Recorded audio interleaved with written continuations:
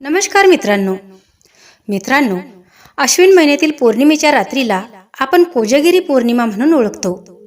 ही रात्र चंद्राच्या 16 कलांची, देवी लक्ष्मीच्या कृपेची आणि समृद्धीच्या आगमनाची रात्र असते असं म्हटलं जातं.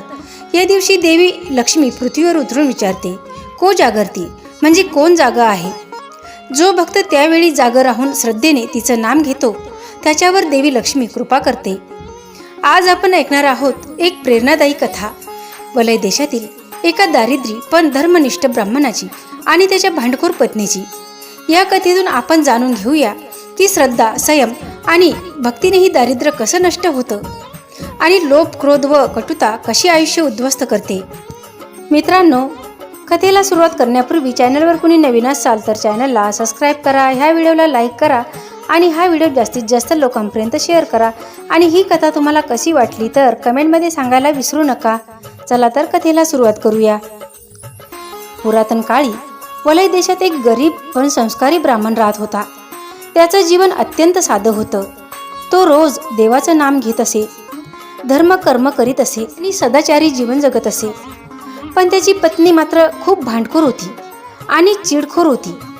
ती चिडखोर आणि भांडखोर स्वभावाची असल्यामुळे घरात काही मिळालं नाही की संतापायची, ब्राह्मणाला दोष द्यायची आणि दारिद्र्याचं ओझं त्याच्यावर टाकून त्याला वाईट बोलायची. ब्राह्मण नेहमी म्हणायचा, संतोषात सुख आहे, देवाने दिलं ते स्वीकारायचं, लोभ केल्याने देवी लक्ष्मी दूर जाते. पण तिला ही गोष्ट कधीच पटायची नाही. एक दिवस ती पत्नी रागात आपली मर्यादा विसरली.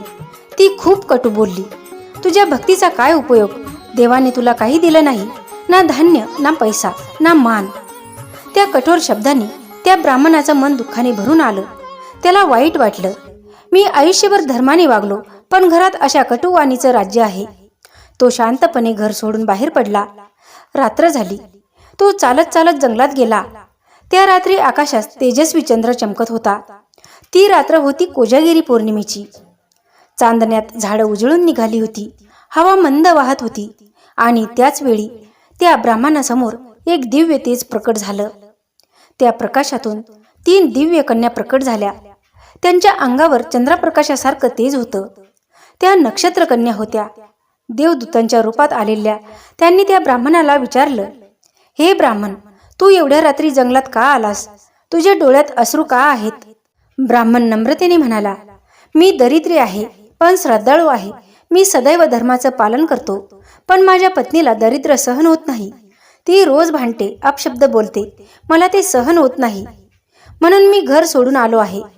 त्या कन्यांनी एकमेकीकडे पाहिलं आणि मंद हसल्या.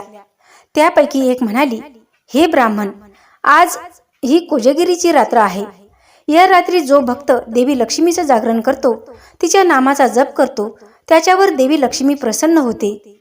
त्यावर दुसरी कन्या म्हणाली, तू आजच येथेच राहा, चंद्रप्रकाशात बसून लक्ष्मीचं नामस्मरण कर, तिच्या स्तोत्राचा जप कर, तू कोजागर व्रत कर, तुला नक्कीच फळ मिळेल.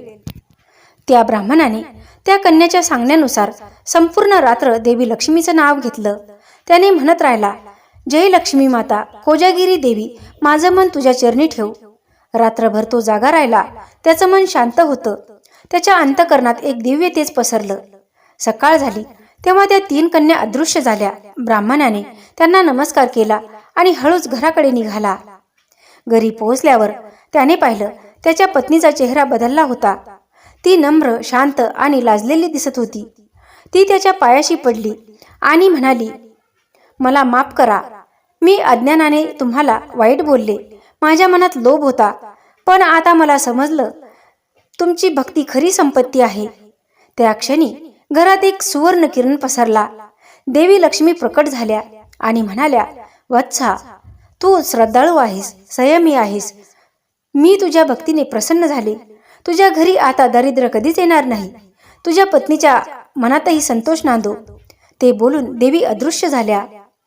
त्या दिवसानंतर ब्राह्मणाच्या घरात सुख शांती नांदू लागली. त्याला धर्मकर्मात यश मिळू लागलं. लोक त्याला सन्मान देऊ लागले. त्याच्या पत्नीनेही लोभ, राग आणि भांडण्याचा त्याग केला. ते दोघे रोज संध्याकाळी देवी लक्ष्मीचे नामस्मरण करू लागले आणि दरवर्षी कोजागिरी पौर्णिमेच्या रात्री जागरण करीत राहिले. मित्रांनो, या कथेतून आपल्याला शिकायला मिळतं दारिद्र्य मनात नसावं, श्रद्धा मनात असावी. देवी लक्ष्मी फक्त जागरणामुळे नव्हे तर भक्ती, संयम आणि शुद्ध भावामुळे प्रसन्न होते. घरात भांडणं, राग आणि कटुता असेल तर लक्ष्मी टिकत नाही. पण जिथं श्रद्धा, नम्रता आणि संतोष आहे तर ती स्वतः स्थिर होते. तर या कोजागिरी पौर्णिमेला आपणही त्या ब्राह्मणासारखं मन शुद्ध ठेवूया, देवी लक्ष्मीचं नाम घेऊया आणि तिच्या चरणी प्रार्थना करूया. हे महालक्ष्मी माता, आमच्या घरातून लोभ, क्रोध आणि भांडणं दूर कर. श्रद्धा, संतोष आणि समृद्धी नांदू दे. आमचं जीवन प्रकाशमय कर. जय कोजागिरी देवी, जय लक्ष्मी माता.